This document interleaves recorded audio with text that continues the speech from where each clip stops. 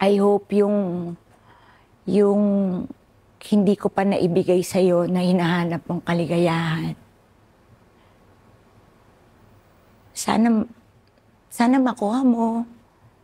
And yung hinihiling mong anak, sana magkaroon ka ng healthy child. And I wish you well. Siguro, ganun talaga buhay. Basta sana maging masaya ka na lang. Sian Gaza may ginawang open letter kay Ay de las Alas dahil sa nangyaring hiwalayan sa kanyang boyfriend.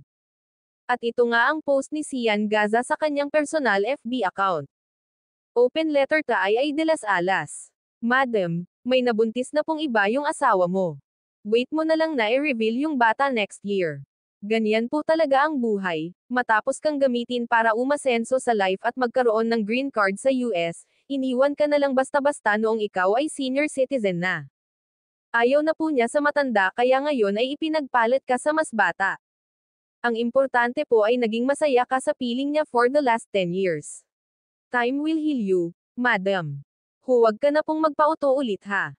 Enjoyin mo na lang po yung buhay single mo. Fling-fling na lang. Tikim-tikim na lang. Huwag ka na pong magpagamit ulit sa mga kaedad namin dahil pera lang po ang habol namin sa matatanda. Sayang lang po yung feelings, pera at oras na i-invest nyo sa amin.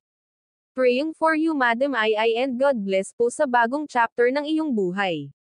Sian Gaza.